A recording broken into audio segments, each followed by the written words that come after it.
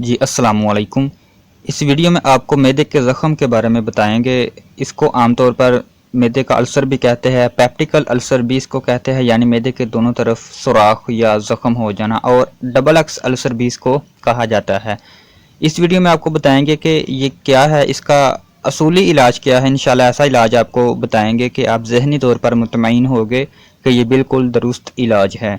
परहेज़ भी इंशाल्लाह आपको ठोस वजह बताएंगे कि ये कैसे क्यों होता है। ठीक है, देखिए मैदे का ज़ख़म आज का हमारा मौजू है। ये बहुत बड़ा मसला है। मेडिकल की लाइन से भी इसको कहा जाता है कि इसका कोई इलाज नहीं, और इलाज है भी नहीं, क्योंकि इसका तरीक़ाकार ही इलाज का गलत है। बीमारी को समझा ही नहीं गया कि मसला कौन सा है।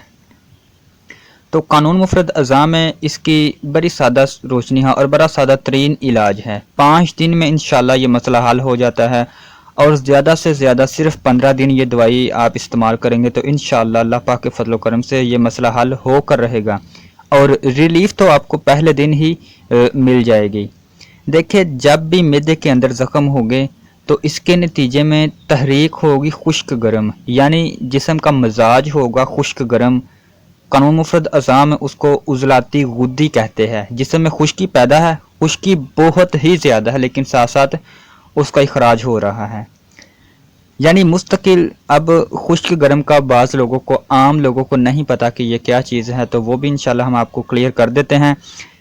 खुश्की कहते हैं तेज़ाब को। मैदे में बहुत ज़्यादा तेज़ाब रह गया है तो वहाँ फिर ज़ख़म हो गए हैं। हत्ता के फेफड़ों के अंदर जो ज़ख़म होते हैं टीबी की वजह से, वो भी खुश्की गर्मी की वजह से होते हैं। और आंतों में भी जिस जगह भी ज़ख़म होंगे तो ये तेज़ाबी अमल होगा, यानी तेज़ाब की जिस्म में ज़्यादती होगी, ज़्यादा होगा। कैसे ज़्यादा होगा? कोई भी खुश्क चीज़ को कहते हैं तेज़ाब वाली चीज़। ठीक है, खुश्क चीज़ इस्तेमाल करने से, जैसे बड़ा गोश्त और खट्टी चीज़ें, अचार, दही, पक्की लस्सी, इस तरह की खट्टी चीज़ें और भी बहुत सी हैं, लेकिन मैं फ़िलहाल आपको चंद का जिक्र किया है मैंने। तो जहाँ पर भी जिस्म के जहाँ पर भी हिस्से पर ज़ख़म होगा, लाइक जैसे फेफड़ों में, मैदे के अंदर, आंतों के अंदर, तो इसके पीछे जो मिजाज होगा जिस्म का वो खुश्क गर्म होगा, यानी उज़लाती गुद्दी। तो इसका असूली इलाज कानून मुफरद अज़ा के मुताबिक है 4 मुलय्यन। हमारे बुजुर्ग 4 मुलय्यन देते हैं। देखिए, कानून मुफरद अज़ा में सिर्फ 24 अद्वियात है, और दुनिया जहाँ की तमाम बीमारियाँ इन्हीं की कमी बेशी से ख़त्म की जाती है। और अद्वियात भी हम अपनी तरफ से नहीं बताते, बल्कि कानून मुफरद अज़ा के फार्माकोपिया में तमाम अद्वियात लिखी हुई मौजूद है, जो कि हजूर साबर मुल्तानी रहमतुल्लाह अलैह आपने खुद तजवीज़ फरमाई है। और ये यकीनी है, गैर यकीनी नहीं है। इससे आराम आना ही आना है।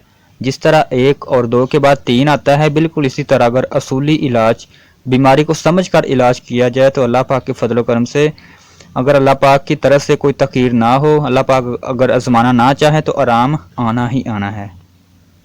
नुस्खा आप समात फरमाएं। आपने 4 मुलय्यन लेना है। 4 मुलय्यन ये नुस्खे का नाम है। अजवाइन आपने 1 तोला लेनी है, सुरख राई 1 तोला, तेज पात 1 तोला, और गंधक आंवला सार आपने 3 तोले लेनी है। ये चारों अद्वियात आपने बिल्कुल बारीक करके सफूफ बना लेना है, यानी बिल्कुल आपने कूट कर छान कर सफूफ बना लेना है, बिल्कुल बारीक आटे की तरह काट लेना है। और 3 टाइम आपने यूज़ करना है, सुबह, दोपहर और शाम को। खाने के बाद पानी के साथ आपने आधी आधी चम्मच इस्तेमाल करनी है। और उसके साथ आपने एक खीर इस्तेमाल करनी है, जो कि मैदे के ज़ख़म को फ़ौरन ठीक करेगी। ठीक है, इसको आमतौर पर दाफी सोजिश कस्टर्ड भी कहते हैं। इस खीर को आपने 2 अंडों की सफ़ेदी लेनी है, आधा किलो दूध आपने लेना है। अंडों का जो पानी होता है सफ़ेद, आपने खट्टा हिस्सा नहीं लेना, अंडों का जो सफ़ेदी होती है वो आपने लेनी है। आधा किलो दूध में वो आपने अंडों का पानी डाल देना है, और 3 चम्मच आपने साबूदाना लेना है। साबूदाना किसी भी पंसार की दुकान से आपको मिल जाएगा आसानी के साथ। और हल्का सा मीठा डाल ले, आग पर रख ले। आपने शाम को तैयार कर लेना, ये खीर सी तैयार हो जाएगी। मीठा हस्बे ज़रूरत आप डाल सकते हैं।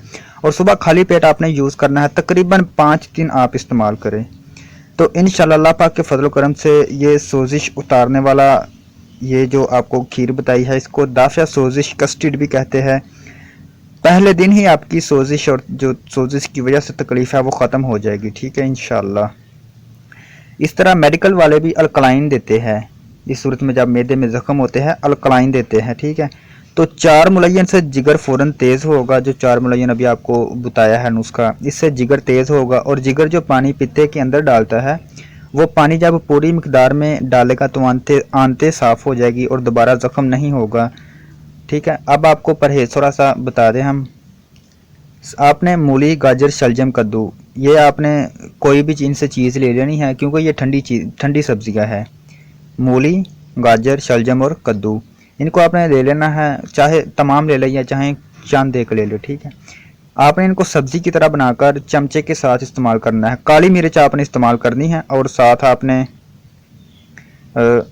कुकिंग ऑयल में इसको पकाना है, ठीक है। चमचों के साथ इस्तेमाल करें, इससे भी मैदे के ज़ख्म ठीक हो जाते हैं। ये आपको हम इजाफी तौर पर बता रहे हैं, ठीक है।